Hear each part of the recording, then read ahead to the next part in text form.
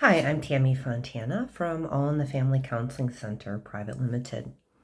Today I'm talking about a unique aspect of emotionally abusive relationships.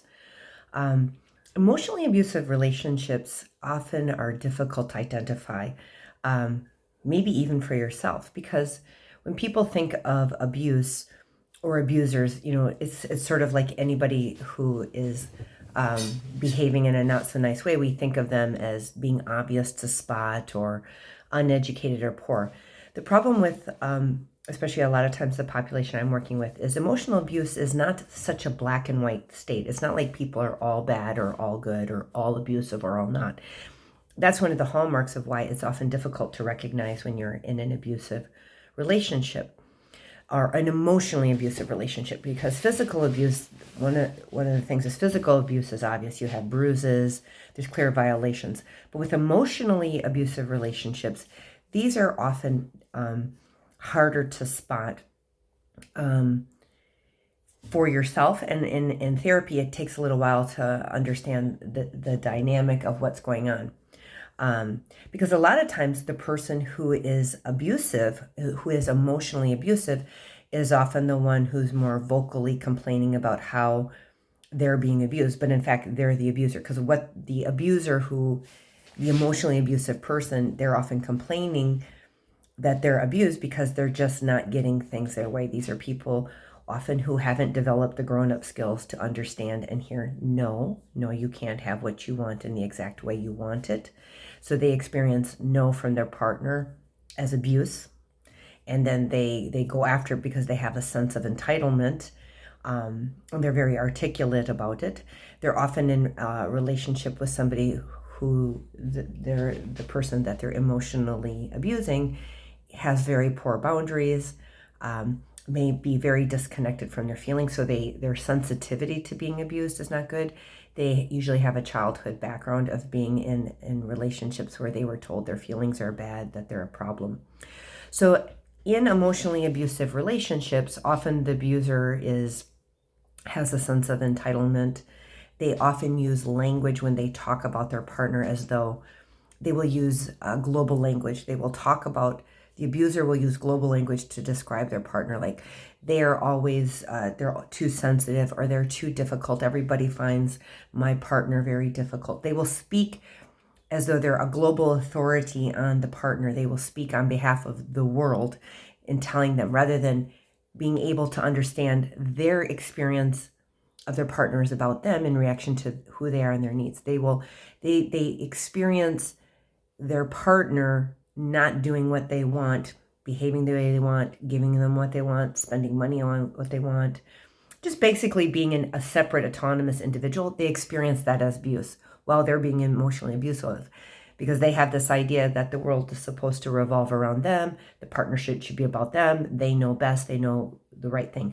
So emotionally abusive people often, and it can be kind of subtle, and they can present one way in public where they look very differently in public.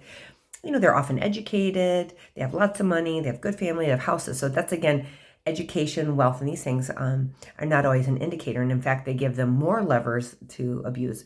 They may even be with somebody who over the years they've undermined, and that person stops working, so it creates a power imbalance in the relationship. And they're often, very vocal about how they're being victimized by their partner. So the dynamics of abuse can become very, very complicated. So if you're somebody who's in a relationship and you're wondering, gosh, am I the abuser or am I the abusee? It really depends, and that's part of the process of therapy, because it has to do with thinking. And that what a lot of people don't realize is when we get together, sometimes we grow apart and change, and our partner is not there to be with us. And that sometimes the way our partner is, like who they are, what they like, if they like something that's different from us, that does not make them a bad person. It may make us incompatible. And sometimes abuse can come out of that, because sometimes we get together with our partner when we're really young, under 27, and our brain isn't developed till after 27. Our personalities aren't fixed. So if we get married and get with somebody who is, when we're younger, and then as we grow and mature, unfortunately, we can grow apart. And sometimes we want the benefits of the relationship, but we just don't want them with the person who is bringing those benefits. So maybe we like the social status. Maybe we have children and we don't want to be a single parent, and the person is actually a good parent, a decent parent. We like the financial benefits of being in this relationship, but we don't actually like a lot of the aspects of who the person is, or we're compatible. This can also facilitate abuse because sometimes people aren't emotional abuse, cannot recognize it. So again, what is emotional abuse? Emotional abuse is being very critical and using statements like you always, you never, being very critical to the person's identity, when you're attacking the person, or you're judgmental and you're constantly undermining them and criticizing them. You do it at home or you do it in person. Stonewalling or stop speaking to somebody. Using sex as a tool to get what you want. Using your financial resources as a tool to want. Turning the children against a parent. Talking badly to your children about the parent. These are all forms of emotional abuse. Talking badly about your spouse outside to get other people to turn against your spouse. These are all forms of manipulation or emotional abuse.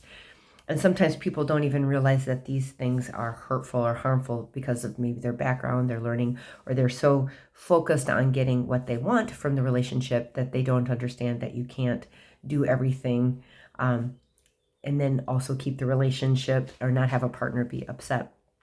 So emotional abuse is very different from physical abuse, and it's much more subtle, and it's often around power, control, expectations, and dependency. Sometimes the dependency isn't necessarily on the person, but what being in the relationship comes with. So if you think you might be in it, it's not like you get anything, but this is where we have to learn how to have boundaries. We have to learn new ways to talk to see if we can heal the relationship. Sometimes some relationships are not healable, and then there's other courses of action that have to be taken. But a lot of times relationships can be healed once people learn healthy grown-up skills around emotional regulation, recognizing their feelings, boundaries, autonomy, and how to deal with your individual differences. So thank you.